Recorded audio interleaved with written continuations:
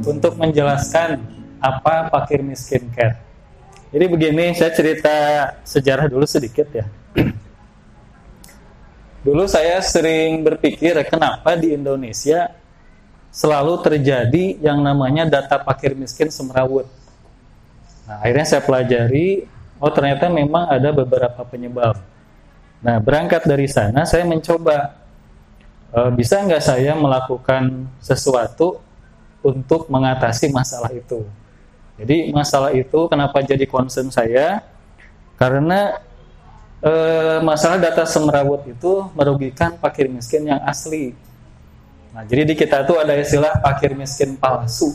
Misalkan yang menerima BLT seharusnya dia tuh tidak layak, tapi malah dia nerima. Nah, yang jadi korban tuh fakir miskin yang asli. Memang masalah pendataan ini seharusnya katanya tugas pemerintah. Nah, tapi saya perhatikan pemerintah sendiri tidak memberi kepastian kapan data fakir miskin bisa rapi. Barusan saya ngobrol sama Akang yang mantan BPS ya.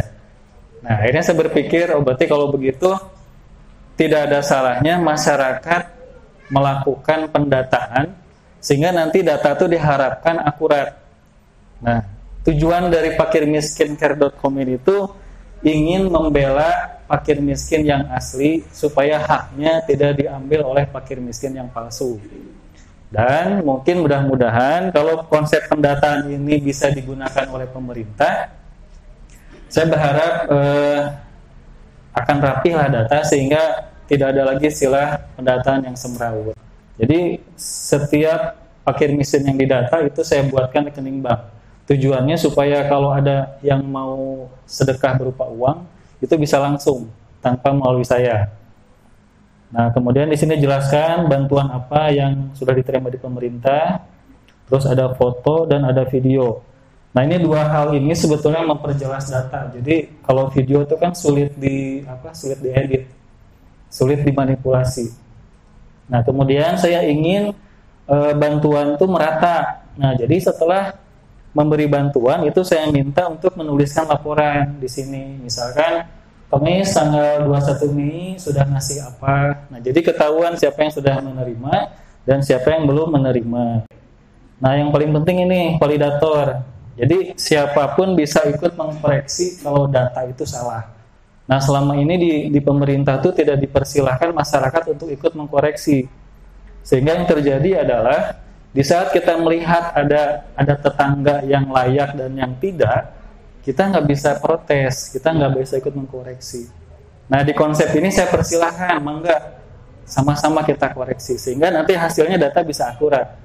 Nah, jadi laporan itu gimana caranya bisa mewakili mata dan telinga donatur sehingga dia merasa yakin bahwa apa yang sudah dititipkan itu sampai. Jadi untuk selanjutnya saya berharap silahkan dipelajari websitenya, kemudian saya minta dukungan dari semuanya, karena ini memang masih dalam pengembangan terus. Nah, tujuan saya tuh gimana caranya fakir miskin yang asli kita lindungi haknya. Jadi mereka tuh fakir miskin yang asli itu betul-betul lemah, mereka nggak bisa komplain di saat tidak bisa nerima bantuan. Nah, kebetulan bantuan yang dari pemerintah tuh nilainya lumayan, mulai dari ratusan juta, miliaran hingga triliunan. Nah, jadi kalau tidak kita bela, saya pikir siapa lagi? Karena kalau kita berharap ke pemerintah, saya tidak tahu kapan pemerintah bisa memastikan data ini bisa rapi. Nah, jadi konsep ini bisa diterapkan di semua kota. Misalkan gini, apa sih yang bisa kita lakukan untuk berkontribusi di konsep ini? Jadi pertama, kalau misalkan kita mengetahui keberadaan fakir miskin di mana, itu silahkan rekomendasikan. Jadi diklik. Nah, nanti saya pandu langsung melalui WhatsApp bagaimana cara melakukan pendataan.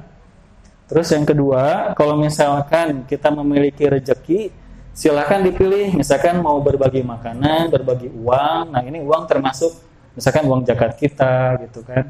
Nah, terus modal usaha. Nah, ini kenapa saya cantumkan?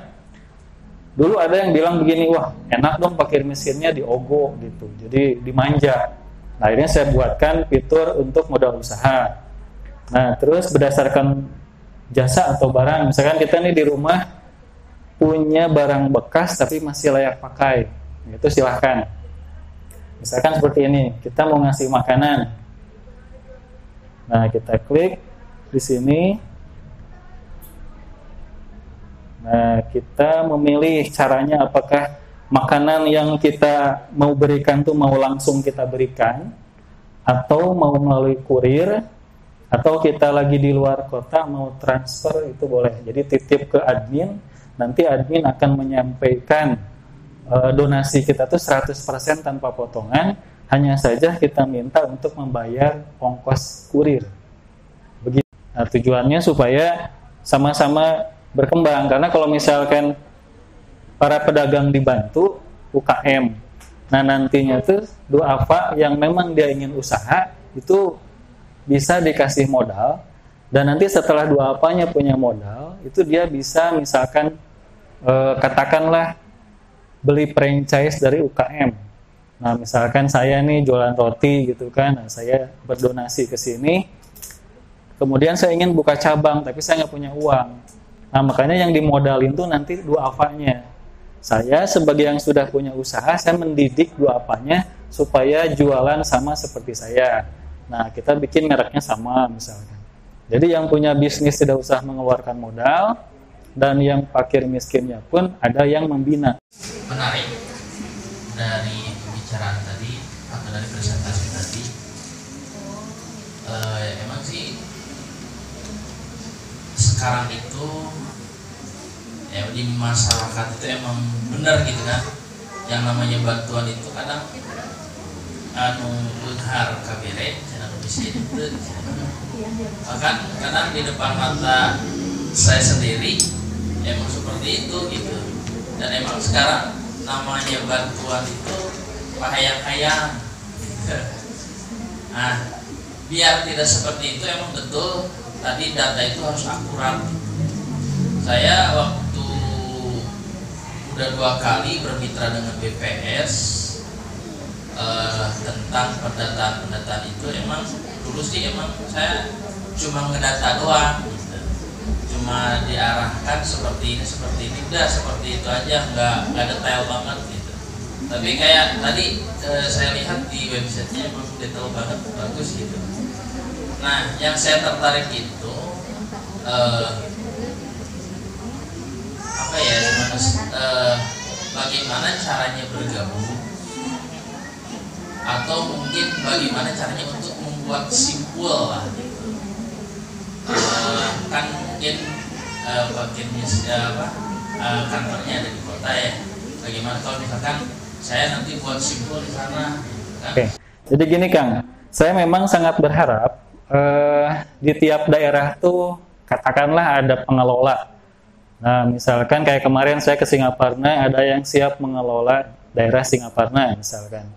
Nah, saya ingin para pengelola itu sambil mengelola konsep ini, dia bisa fokus dan dia bisa hidup, kata kasarnya begitu. Jadi jangan sampai hal ini dikerjakan separuh waktu, karena kalau separuh waktu itu tidak akan betul. Nah, makanya nanti kalau misalkan ingin bergabung, berhubung di sini belum saya jelaskan secara detail prosedurnya, mungkin nanti bisa ketemu ya Kang ya. Nah, nanti saya ingin gimana caranya Kang Ian tuh di sana sama seperti yang saya lakukan di Tasik. Jadi apa yang saya lakukan itu bisa diduplikasi. Nah, termasuk bagaimana sih kita mendapatkan katakanlah penghasilan selama kita mengerjakan konsep ini. Nah, jadi saya pribadi pun ingin gimana caranya orang-orang yang fokus di masalah sosial tuh masalah kehidupannya tidak terbengkalai, karena harus dapurnya kan harus ngebul juga gitu kan. Nah, nanti saya akan cerita lah bagaimana potensi-potensinya gitu kan. Dan si potensi-potensi itu tuh yang paling penting tidak mengambil dari hak fakir miskin. Jadi kata kasarnya sampingannya lah gitu. Nah, kebetulan ini kan basisnya internet. Jadi di sini banyak peluang sebetulnya. Dari sisi internet marketing gitu kan, dari sisi jualan, belum lagi hal yang lain lah. Nanti saya akan cerita banyak. Nah, mudah-mudahan nanti Kang Ian bisa jadi pionir ya, misalkan mengelola di Pager Ageng. Nah, nanti kita bisa share ke yang lain. Begitu Kang, sementara.